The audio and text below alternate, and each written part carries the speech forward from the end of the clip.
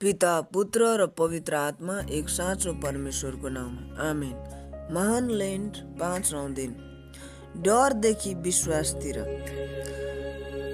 विश्वास र डर सँगसँगै रहन सक्दैन। जब हामी डराउँदै सुरु गर्छौँ तब डरबाटै समाप्त गर्छौँ। तर जब हामी विश्वासबाट सुरु गर्छौँ हामी आशा चङ्गाएर छुटकारा देख्छौँ। विश्वासद्वारा हिँड्नुहोस्। प्रत्येक क्रिस्चियनले उसको आत्मिक यात्रामा विश्वाससँग नै सङ्घर्ष गर्दछ।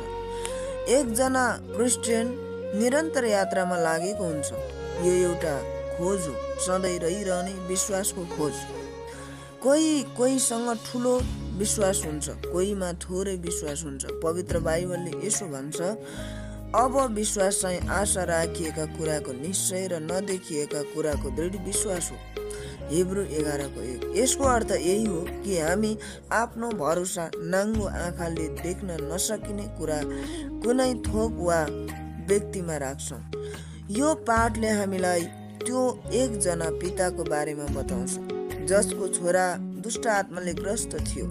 मर्कुस 9:17-27। ठुलो कठिनाइ साथ उसले आफ्नो छोरालाई येशू कहाँ ल्याएको थियो र उहाँले त्यसलाई अचम्म प्रकारले निको पार्नुहुनेछ भन्ने आशा राखेको थियो।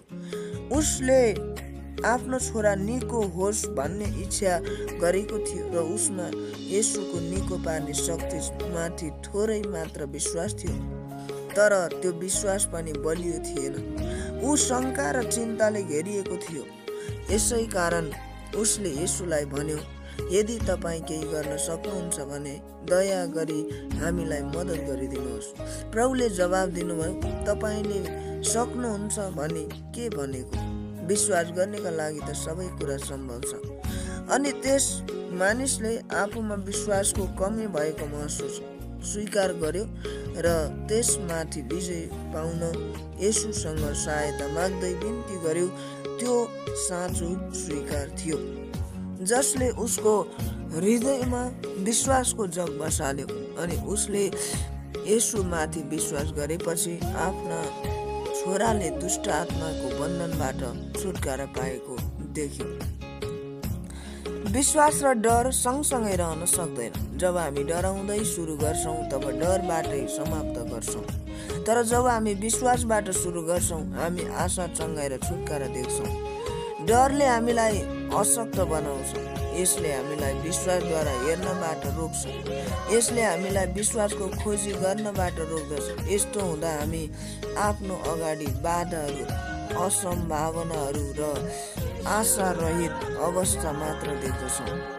यो दृष्टान्तमा उल्लेखित मानिस यति डराएको थियो कि उसले परमेश्वरको शक्तिलाई पनि कम आँकेको थियो।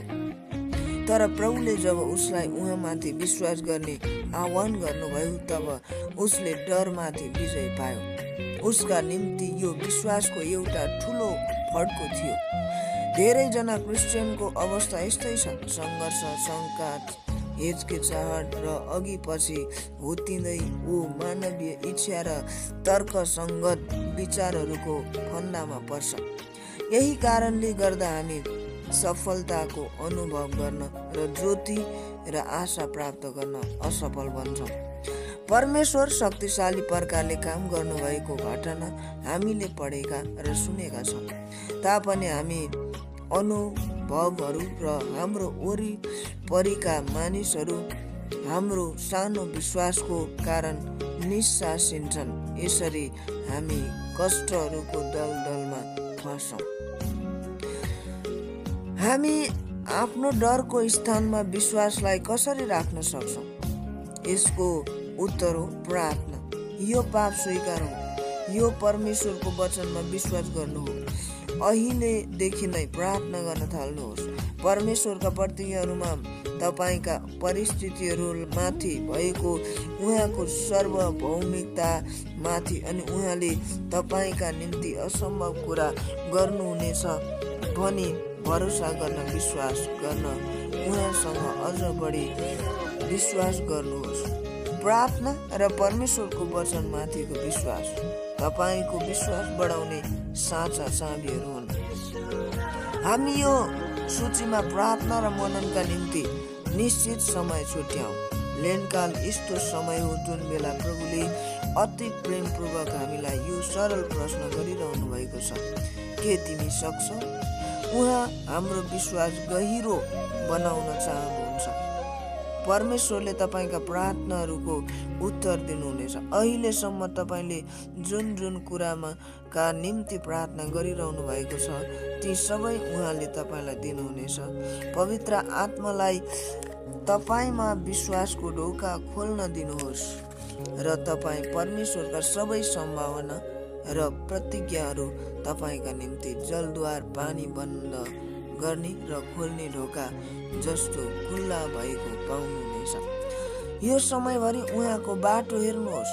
उपन्यासकार श्री लुइस मे अल्कोटले भनेका छन्, जसले विश्वास गर्छ ऊ बलियो हुन्छ, शङ्का गर्ने व्यक्ति कमजोर हुन्छ।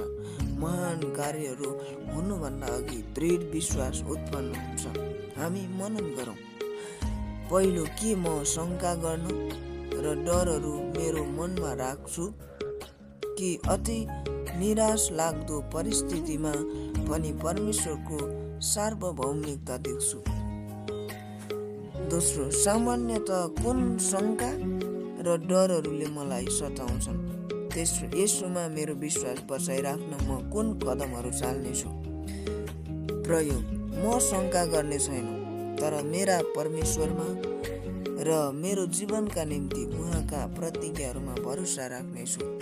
आउनुहोस् हामी प्रार्थना गरौँ। हे प्रिय परमेश्वर, म तपाईँको सेवक हुँ। मलाई